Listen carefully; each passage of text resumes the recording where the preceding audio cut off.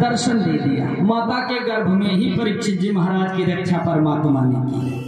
धन्य हो गई उत्तरा जी की कोख। एक को उसी कोख में भगवान भी है और उसी कोख में भगवान का भक्त भी है।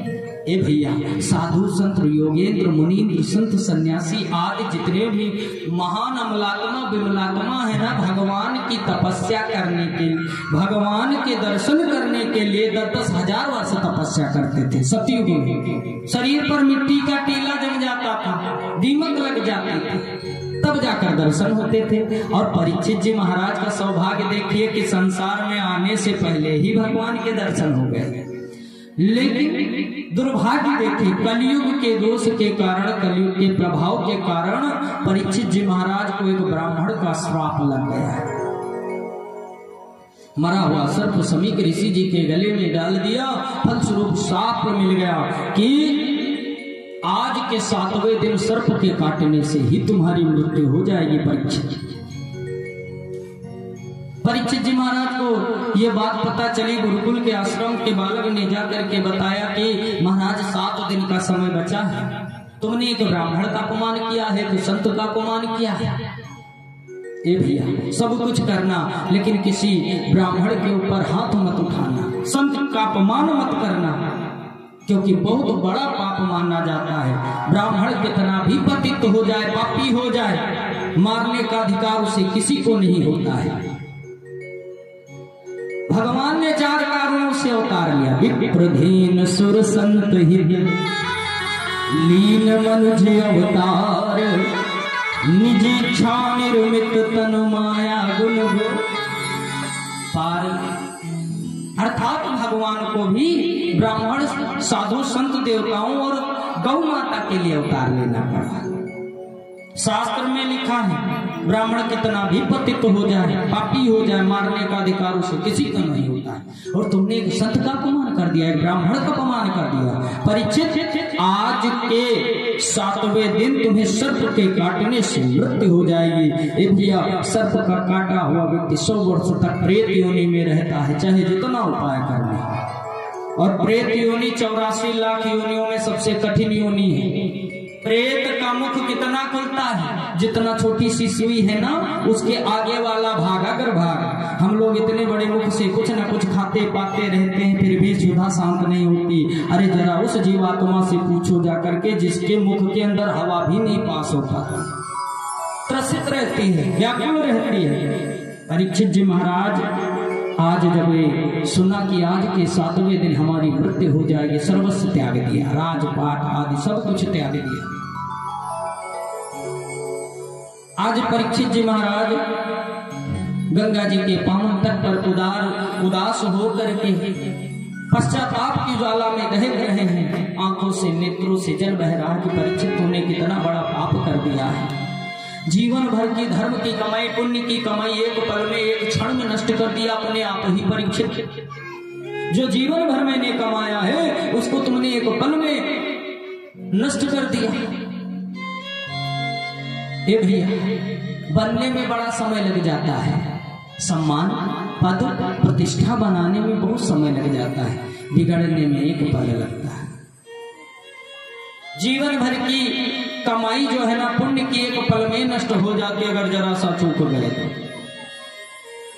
परीक्षित जी महाराज को इस बात का दुख नहीं था कि मुझे श्राप मिल गया है, मेरी मृत्यु हो जाएगी। दुख इस बात का था कि मेरे द्वारा एक संत का अपमान हो गया है, मेरे द्वारा एक ब्राह्मण का अपमान हुआ है। अगर मृत्यु से बढ़कर के कोई दंड होता ना, वो मुझे मिलना चाहिए।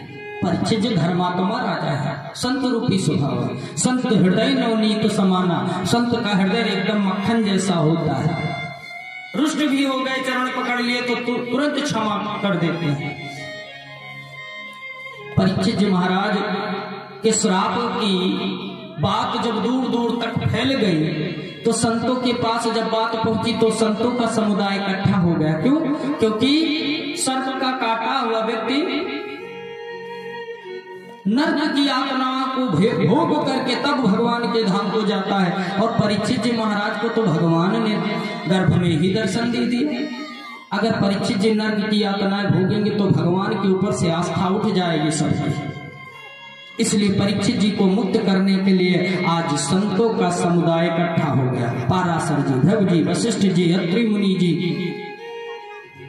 और दुर्वासा जी, वशिष्ठ जी, विश्वामित्र जी आदि बहुत बड़े महान संतों का समुदाय इकट्ठा हो गया और परीक्षित जी महाराज को मुक्त करने के लिए गंगा जी के पावन तट पर पहुंच गया। जब संतों के समुदाय को आते हुए देखा तो परीक्षित जी को अपने ऊपर विश्वास नहीं हो रहा नेत्रों पर कि मैंने संत का अपमान किया और संत मुझे एक साथ में दर्शन देने के लिए आए हैं। अर्थात एक संत के दर्शन दुर्लभ है, यहाँ तो महान संत विभूतियों के दर्शन हो रहे हैं। दौड़ करके जा करके सबको गिर करके प्रणाम किया, साष्टांग प्रणाम किया, सबको बिठाया गंगा जी के तट पर। फिर गंगा जी का जल ला करके सबके चरणों पर खाड़े और हमने निवेदन किया, जब संत ब्राह्मण आपके दरवाजे पर, आपके गांव में, आपके नगर में, आपके स्थान पर आए तो हमको सेवा कैसे करनी चाहिए? चरण पखार तीन अति पूजा, चरण पखार तीन अति पूजा, चरण पखार तीन अति पूजा, चरण पखार तीन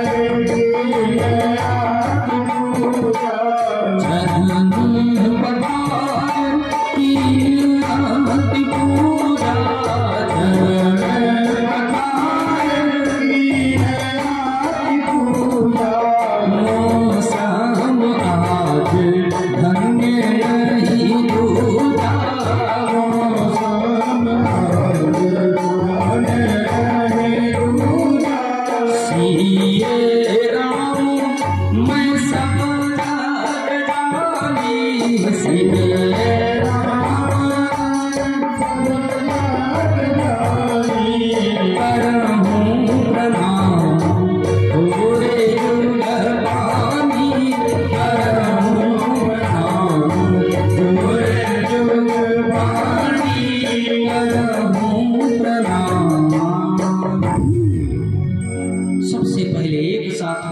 समस्त संतों के दर्शन करके आज पुलकित नयन यानी अश्रु की धारा बह रही परीक्षित जी के आंखों से। महाराज, आज आपके एक साथ दर्शन करके मेरे जीवन भर का पुण्य जो उदय हुआ है, तब जाकर के आप संतों का समुदाय के दर्शन आज एक साथ में हुए। आज भगवान की विशेष अनुग्रह मुझ पर हुई है, जो एक साथ संतों को, एक साथ में संतों का समुदाय देखा है, दर्शन कर रहा हूं। आज परीक्षित जी के हृदय में बड़ा अपार हर्ष हुआ। संत के दर्शन भी आए, घर से निकले, ब्राह्मण के दर्शन हो जाए, संत के दर्शन हो जाए, गौ माता के दर्शन हो जाए, तो समझ लीजिए जो कार्य नहीं बनने वाला होगा वो भी बन जाएगा। अगर दर्शन कर लिए, बाहर घर से निकले और रास्ते में कोई मिल गया ब्राह्मण, साधु, संत, गौ माता के दर्शन हो गए, तो समझ लीजिए जो कार्य नहीं सिद्ध होने वाला होगा वो भी हो जाएगा। पहले जब था, द्वापर था, त्रेता था, सतयुग था, तो गौ माता को घरों में पाला जाता था। एक एक घर में कम से कम 10-10 हजार, 2-2 हजार, 11-11 हजार गौओं का पालन पोषण होता था। गौ माता के पूर्व गौ माता के चरण जहाँ पर पड़ जाते हैं ना, वहां से दरिद्रता का नाश हो जाता है और गौ माता के दर्शन बड़े शुभ माने जाते हैं। घर से निकले ब्राह्मण के संत के दर्शन हो जाए, कल्याण हो जाएगा। संत अगर आपको पकड़ लिया, संत की सेवा में चले गए, तो बिगड़ी हुई को भी वो सुधार देता है, अच्छे मार्ग पर पहुंचा देता है।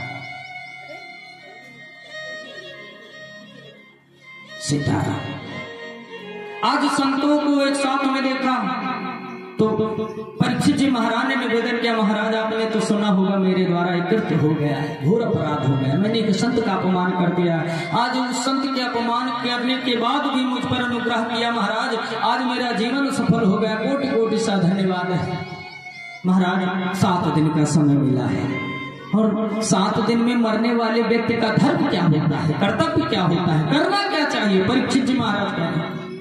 इतने में चर्चा चल ही रही थी कि संतों के बीच में साक्षात भगवान आ गए। बोले भक्त और वत्सल भगवान की जय।